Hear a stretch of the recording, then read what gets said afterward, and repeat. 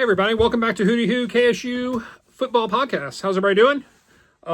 If you've been on spring break, I hope it was a good time. Everybody has safe travels, getting home, getting ready for the end of the school year. Got about 6 weeks left, so so that's what's going on. Went out of town a little bit as well, so I haven't had a chance to jump on and really talk about the spring. I did want to talk about the spring a little bit. I went back and watched some of the video I took just to kind of review kind of what my initial thoughts were a little bit. My apologies for the intro to the podcast last week. I was speaking about kind of what I was going to do and what was coming up after the video footage of the spring game. I did not expect the stadium sound to be present in that recording. So just learning still learning. I'd recommend going back and watching the post-game press conference with Coach Mack. There's a lot of coach speak there, right? And there's a lot of things that are very generic that you can see press conferences from all the colleges, and the coaches will say the same thing, right? But there was a few things that stood out. Coach Mack talked about the spring was a good time to evaluate the team and what the team needs are. Keeping that in mind, what is needed for the season? What is the area of weakness right now for the football team, and what can be accomplished during the portal as that's opening up right now? Depth. Every team needs depth. High quality depth makes or breaks programs. The great programs have 2-3 deep, so they all are going to say depth. I can't imagine that there's going to be a significant depth piece out there in the portal, but I guess we'll see. By the way, the portal period is coming up now that spring is finishing. I thought a interesting thing that was said was that. Sorry about that, y'all. I got called out for just a second. What I was saying was all teams are looking for depth right now in the spring, figuring out what they have, using spring to kind of self-evaluate, figuring out, where we are pretty much. And I think they did a good job with that. According to the coach in the press conference, they'll be having exit meetings with the players to determine if this is the right fit for those players. So, again, or is there another place that they can go? Something new this year is the roster size. And it's something I've not really talked a whole lot about, but that's something else in play here with 105 scholarships now, which has gone up significantly. How do you take advantage of that roster size? With bigger rosters nationwide, what's the depth like? What's the talent level like out there? Who can you bring in? And so that'll be something to kind of see as being interesting. We'll see what happens with that. But exit interviews right now based on spring performance for practices and the game. And that's the right move. Again, he's saying all the right things. You can definitely see that Coach Mack has experience with larger programs, just with the whole attitude and some of the things that he was saying. As far as injuries coming out of the spring, nothing really to report. He had said there's a couple soft tissue issues, but nothing that would prevent anyone from competing in the fall. He described the spring being the first quarter of a game where you get into the summer. That's like the second quarter, and then you get to the start of the season. I guess that's the third quarter. So, again, and he was smart to even say this as well, just to give him credit. It's a brand new coaching staff. It's brand new concepts. So you got to figure out who fits your concepts and who fits your coaching strategies. They can get faster. And he had even mentioned that they can get a lot faster. They want to go faster. So I like to hear that a little bit, because I think that is how you win some ball games, is to go fast, to wear defenses out, and then kind of lean on them. It's funny with those systems, and I think I mentioned this last week as well, but, one of the big things is to not substitute when you're on offense, because if you substitute, the defense gets to substitute. If you don't substitute and you go with what you have, the defense has to stay on the field, and you wear them out over time. The only way you can do that, though, is to get first downs. If you get first downs, this offense works. If you get shut down, it's not great, because the opposite's going to happen to you, and your defense is going to get worn out because you're always trying to catch up a little bit. A question was asked by a reporter who asked, kind of where are we with the install process? Coach had said 50-60% by the fall. They'd like to have their playbook in. Obviously, with more time, you have more understanding of the offense as you bring underclassmen up to upperclassmen. More people understand the concept. So, 50-60% by the fall would be a good spot to be in as the season starts, and it'll grow from there. When asked a question, which is true, this has definitely been a trend. The question was asked about, you got a lot of teams out there who are not even holding spring training or a spring game. Why do that? And Coach Mack had said that, he wanted to make the community aware that community buy-in is an important aspect of this whole program, as it is with all football programs. So to show both reward for the players of all the work they put in, but a reward for the community to get them more involved, which is why they held the spring game. Again, I enjoyed myself a great deal. I went in with very few expectations. I just kind of want to see what was going on. So even what he was talking about is exactly what appealed to me: is where are we? Where are we walking into the season as a brand new team, as a brand new coaching staff, a lot of transfer players already. Where are we? And it was great to kind of see where they were and to kind of feel that vibe at the stadium. It was a great experience. I highly recommend it. I highly recommend participating and attending the games this fall, especially. This team needs your support. And I have nothing really negative to say there, but he did even say it was kind of a marketing thing where, put yourself out there, let people gain interest in this program. The more people that are interested, the more support they have, the bigger the football brand becomes. So the other part of it was, with holding the spring game, is to show off your product to local recruits. It's a talent-rich state. It really is. Georgia, Florida, Texas, are massive. California are three of the biggest states for football there is in the country, which is why so many people pluck players from these states. So if you can keep local recruits local, you can build something really special. And again, I'm telling you, I keep thinking about this a great deal, is where are these high school students going? Where are they leaving? Where are they going when they leave high school? I say that because the portal's out there. You have upperclassmen transferring to schools, taking starting positions from high school players. You've got the new ruling with junior colleges. They can have 4 years of eligibility after 2 years of junior college. So again, that's less high school scholarships that are being offered, because high school talent is undetermined. You have an idea of what they're going to do, but how many 5-star, 4-star players end up doing nothing in college because the competition changes? So I think that it's all right there. I think you can attack the high schools, get young talent in, give them playing time, which will become experienced talent at a younger age, and you build from there. Some other news that had taken place this week, I don't know if anybody saw, but they picked up Tennessee, the University of Tennessee, as an away game in the fall of 26. Now, they're getting, I think, 1.3, 1.7 million to play this game.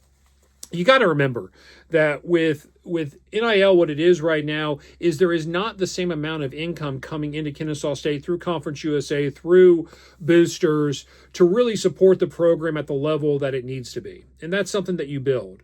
So you've got to play these road games. You got to play road games to get money for your program. Even this year, if you look at the Wake Forest game followed up by the Indiana game, both back-to-back first 2 weeks of the season, those are 1.3 million that the university earns to travel to those locations.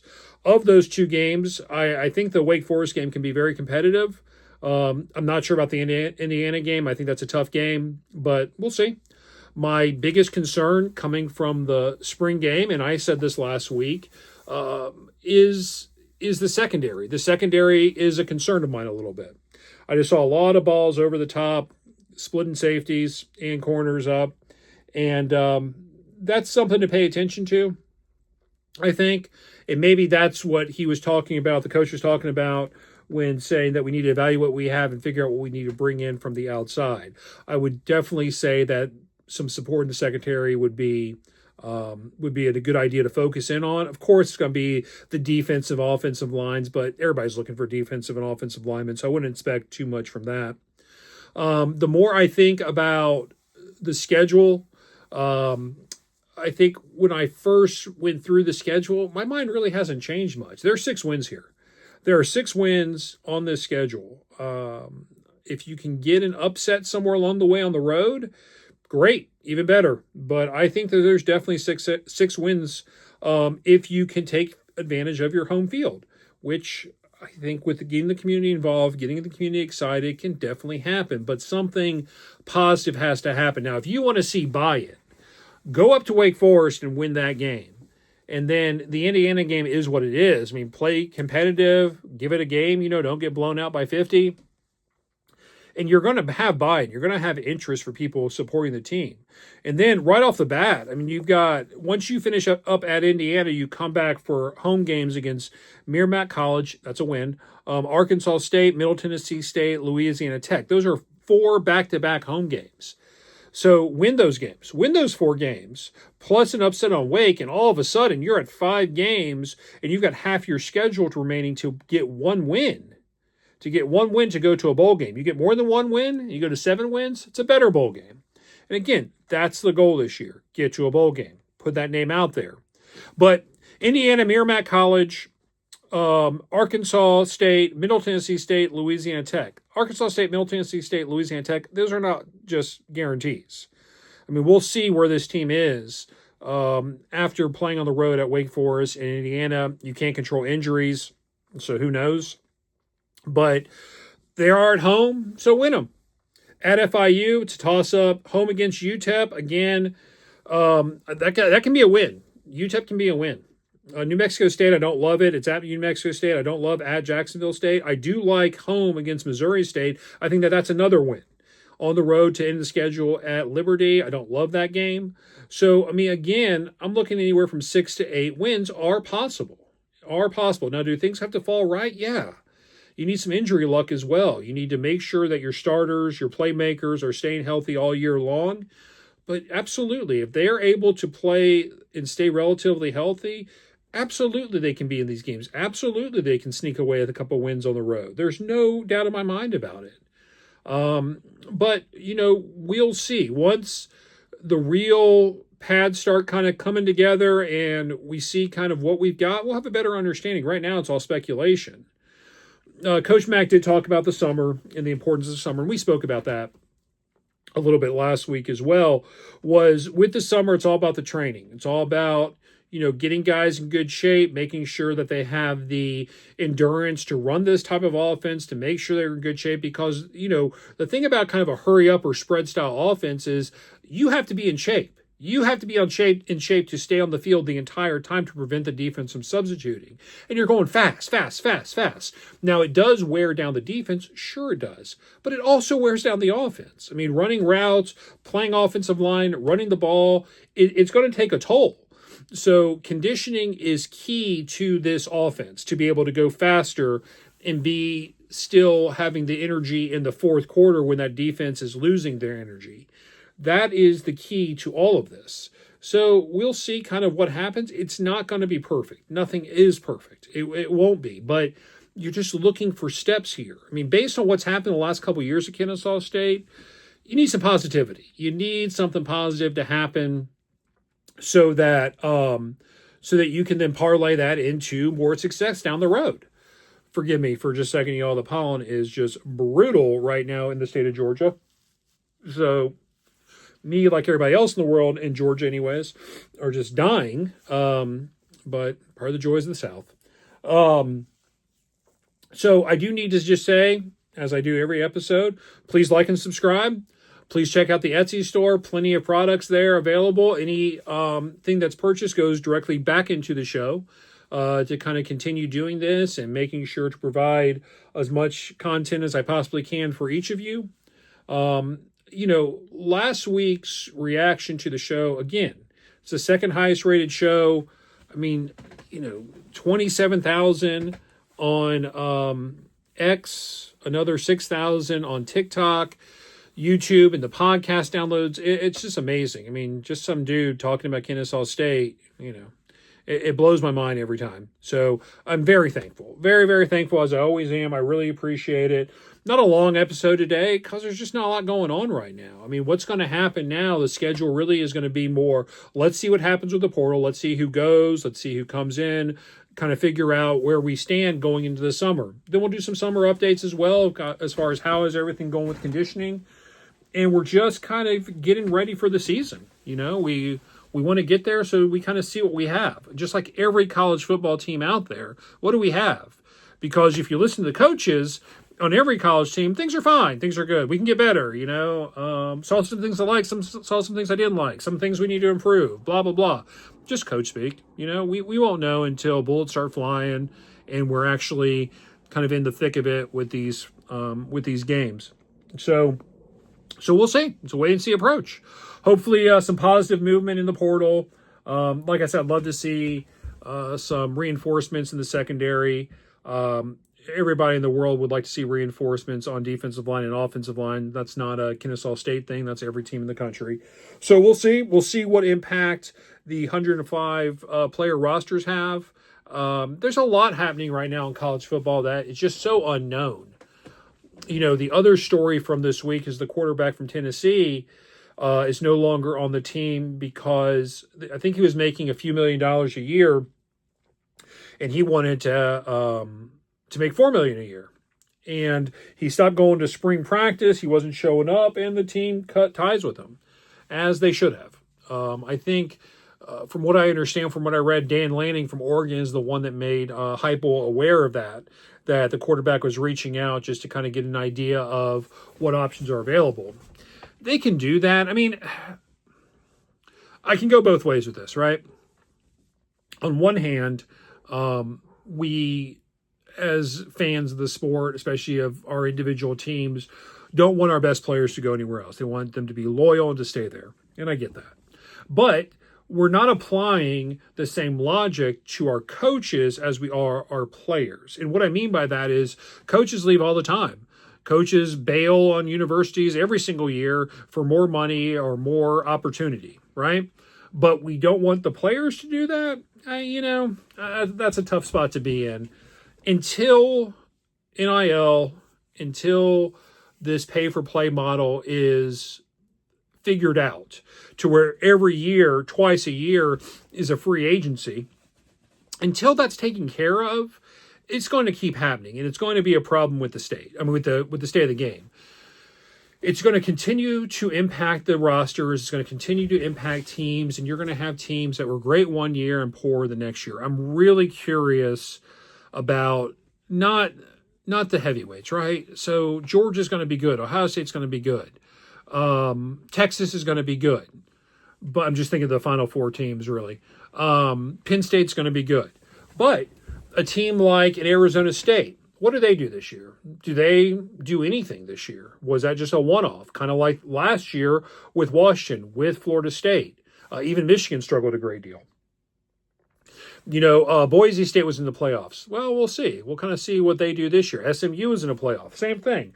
I think you're going to have this fluctuation of teams showing up to this playoff. One year they're really good. They're in the playoffs. The next year you never heard from them. You even started seeing that with TCU a little bit when they played in the title for the title against Georgia. They haven't been the same ever since. It hasn't even been competitive. I don't even think they went to bowl games the last 2 years after that championship game. So it's going to be fascinating to kind of see what happens with that. And it's definitely contributed to NIL. Now, the positive NILs is giving you the opportunity for your smaller school to make an impact and be relevant for a season. But the sacrifice is that relevancy may not be long lasting. It may just be a one-off. When's the next time Arizona State's going to go to playoffs? Probably a few years. They got a good quarterback, but they lost a lot of talent. Scatterboo, everybody's loved that guy. He's gone. So we're going to find out together kind of what this sport's all about in the very near future. I think that I hate it. I hate the NIL thing as far as I have no issues paying players. Don't get me wrong. I just don't like the free agency aspect of it. I just think that if you sign for a school, you should be guaranteed to be at that school for a few years and then go and look. I'm not saying lock the players in, because that then takes away their ability to go and seek opportunity elsewhere, right? But if you sign a contract just like you would in any other sport, in the pro sports anyways, what you'd want to do is say that I'm going to play for you for 2 years and see where we are. And then we can come back to the table and renegotiate. It's reasonable, right? There's got to be something. There's got to be a cap on the amount of money that's going into the players. There has to be. Because if there isn't, then the only teams that are going to show up are the heavyweights. No one else is getting in. And even if they do get in, it won't last because they can't compete. They can't stay at the same level of financial stability as those bigger teams. So, I mean, it's one of those things where it just needs to be clear picture that we're all playing on a level playing field, which really we never have. Because before NIL, we're just doing backdoor deals with paper sacks and stuff like that. I mean, I remember Pruitt, when he was at Tennessee, was handing out, $10,000 in a McDonald's bag to players that would come through the drive-thru with a specific order. So, I mean, all those things have been going on for forever and ever and ever. So that's not going to change, but it would be nice to be on an even playing field, to know what you're working with, to have a budget so you know how you want to spend that budget, what talent is going to get this money, and kind of how to split all that up. That's the only way for these smaller teams to compete. If that doesn't happen, you got to look for going to a super conference, and you have the halves, which are the bigger teams, 64 of the best teams in the country, and everybody else in a completely different football conference. That's the only way you can kind of get away with this model, I think. I do think it's going that way, by the way. I'd say 2030, 2032-ish, whenever the SEC, I think Big Ten's renegotiating in 2030, and I think the SEC's renegotiating with ESPN 2032. So I think if you saw a super conference, it would be around that time. 2 conferences, Big Ten, SEC, and they're just loaded with talent. Maybe the Big 12, maybe have a third conference out there, but 64 teams total. And then everybody else, the other 64 minus 134 is 70. Nice. Is it? Yes, it is. Those other 70 teams can go and play in a second tier, almost like a Division II, and they can have their own rules and their own games and all that stuff. I'm fine with that. And even if you wanted to do like a European model, where, if you're having bad seasons, then you get relegated down to Division II. And if you won Division II, then you'd be moved back up, which I've always liked, by the way. I've always liked that system because it gave you a reason to never quit. It gave you a reason to keep on going because you had something to fight for on both ends. On the second tier, trying to get to the first tier, and from the first tier to the second tier, you don't want to go down. So that'd be amazing to see, actually, now that I'm thinking about it. Unless it's your team who gets pushed down, I guess. Your team going up, you'd be all about it. So, so it's exciting. It really is. I just would like to kind of get to the point to where we streamline this and we know exactly what we're working with. Because right now it's just a mystery. It's just the Wild West with players moving all over the place. And you're going to see it again here in the next few weeks. So that's it. Like and subscribe. Support the program, please. And once again, this is the Hootie Who KSU Football Podcast. I look forward to speaking to you next week. All right, take care, guys. Bye.